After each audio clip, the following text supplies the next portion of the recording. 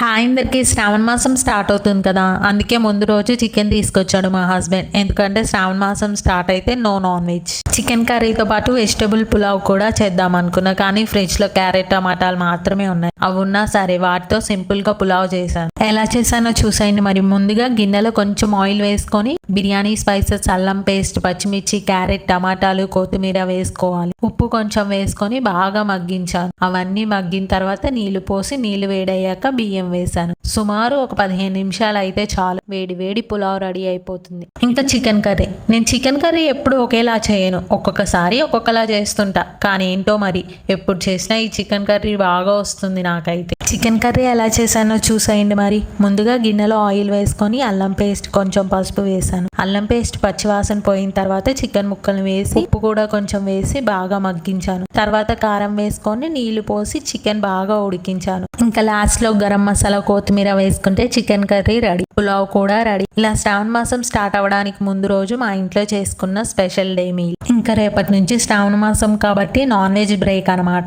మరి మీ ఇంట్లో కూడా శ్రావణ మాసం సందర్భంగా ఇలానే నాన్ వెజ్ మానేస్తారా?